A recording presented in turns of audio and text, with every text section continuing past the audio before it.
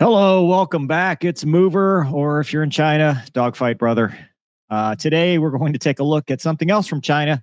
It's the J-20.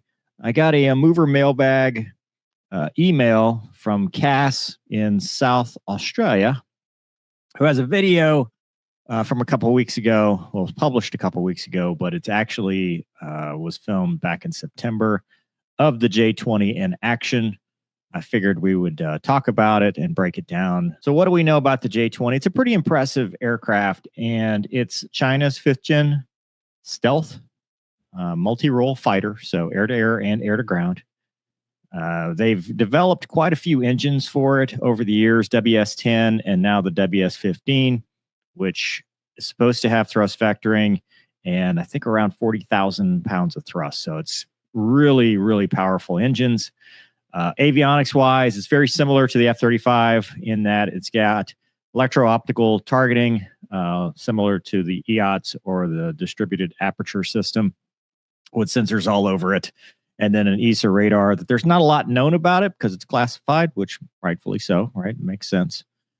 It's got hard points, which obviously would affect stealth and internal capabilities. Can carry everything PL-10, PL-15, PL-16, PL-17, so super long range stuff, which would be used against high value assets, shooting stuff long range, and then short range missiles. It does not have a gun, but it's not designed for that, although it is maneuverable. It's a 9G jet, and it can fly Mach 2, and it's got canards, which a lot of people have said, well, that affects stealth. Yeah, I think a lot of engineers have debated that, and I'm no engineer, so I don't know, but obviously the early renderings of like the F-47 hint to we might have that too, so I wouldn't say that it's necessarily a showstopper, which makes it, though, it's an unstable aircraft when it flies, so the canards help. It also gives it better maneuverability at high angle of attack, so that's just the basics of it. We'll take a look at the video and break down whatever we see. The last piece is how many they've made. I think our estimate as of September is about 300, which is nearly double what we have of the F-22. Obviously, it's not close to the F-35, but if you're talking what the F-22 should have been, their estimates that it'll have 300 by the end of 2030.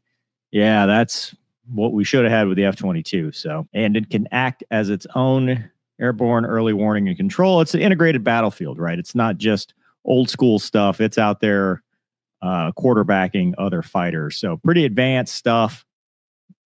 Something that could be a threat, especially high fast, Mach 2, flying up high, being able to shoot long range missiles, being able to detect stuff from far out, and then also having stealth characteristics, being able to do anti-radiation missiles harms, against surface-to-air threats. It's got a lot of capabilities. And this air show was in Changchun in 2025 in September. So we're going to take a look at that. 3, 2, 1, fight off.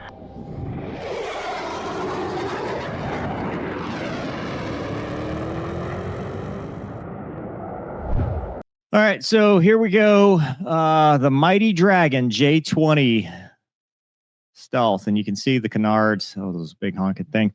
Another cool feature too, while we're just looking at it, you got the canards there, and it's got a HUD, unlike the F-35, which has no HUD. It just uses the helmet. This has a HUD as well, which I think is actually better, because when the helmet fails, you still got your HUD. It's a big airplane, man. There it is with their E2 similar variant. 4 J-20s in perfect formation. I don't think it's bad looking, personally. I mean, it's unique. It's very futuristic. But we got this from Dr. Bear Aviation. Go check that out.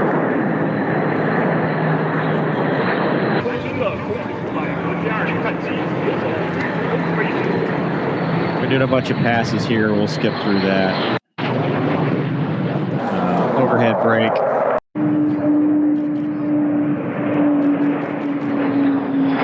Real clear shot there. You can see the electro-optical targeting. It's got diverterless supersonic inlets, which helps with it's like super cruising, and the inlets themselves are effective for stealth. And this or electro-optical targeting system used for like surface-to-air threats, air-to-air threats, etc.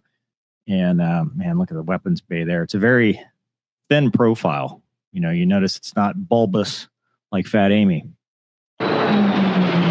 Sounds cool too. You can hear that's the buzzing off the leading edge root extensions and the canards more than likely as it flies by. I don't know if this is the thrust vectoring version because the older engines, there were various engines. The WS-15 with the more powerful engines definitely has thrust vectoring, but some of the early production models did not because originally they were sourcing Russian engines, I think, and then until they figured out how to make them indigenously. And so they were using kind of whatever they could find, and then they developed their own with WS-10 and then WS-15.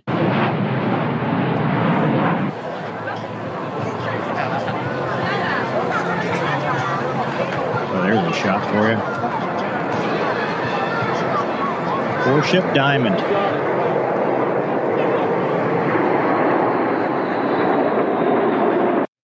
You can see the side mount for like a PL-10, short range air-to-air. Very clean lines. Also has the hard points and stuff. Big wing. I think stealth-wise, it's in between. So it's not as stealthy as an F-35, but more stealth characteristics than like a Su-57.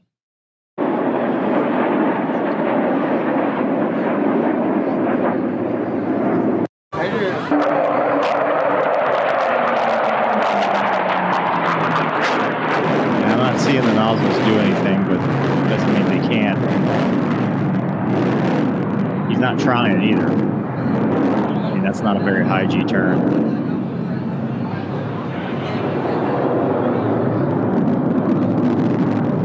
Good looking airplane though, I think. It's kind of a mix of a lot of elongated. There it looks kind of like a 22 except longer. The twin engine, as Gonky would like.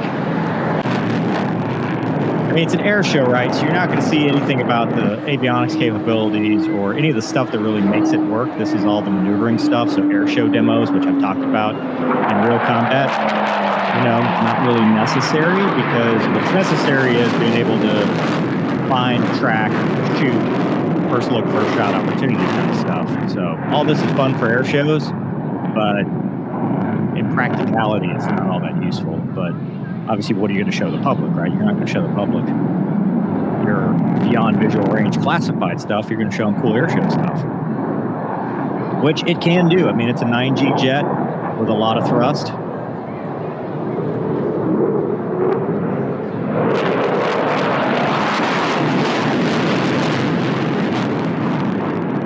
Almost doesn't look real.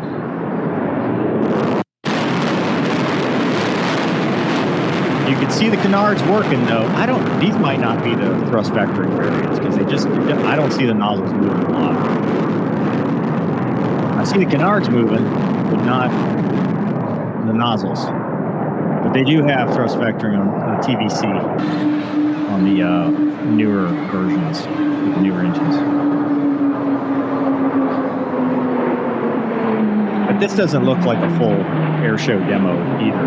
This isn't like the full solo like we saw with the Su-57. This is just parade passes with some high G turns.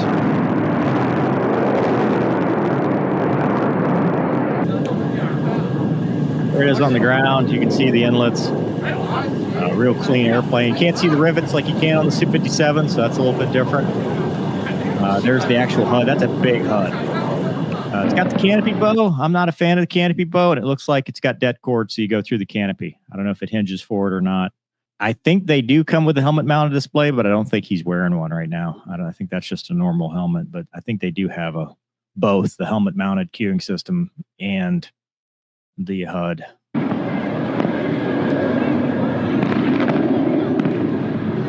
And there you can see down the intakes. So the stealth characteristics of that. And then this obviously helps it go faster, gives it the ability to super cruise, the short wing. Having the canards also gives it the ability, less drag, to go faster at higher altitudes and higher speeds. So, I mean, I could see it definitely being a threat. Get high and get fast, doing good work. It obviously would be something you'd have to watch out for. And then here are the up close of it. You see sensors on here on the side. I'm sure the whole thing is just one big sensor, which, as it should be, right? Early warning control. It sticks the ESA up here in the nose, and then it is able to command the battlescape or the battlefield. I think there's a 2-seat variant in work, which would put somebody in the back, kind of working sensors, kind of like what we talked about with the EX. So, it's not, even though they laugh and call me dogfight, man, it's not dogfighting. It is an interceptor that can drop bombs and do harms and do airborne early warning and control. And that is what the future of aviation is. I mean, it's been like that for a while, but it's just moving more towards that. The other, piece to that too is without a gun, you save the weight and the complexity of it. Now, if you get into a within visual range engagement, yeah, you might want the gun, but they're not designing it with that in mind. So, it's just different ways of doing things. You can see all the various sensors on the sides and nose, and the electro-optical.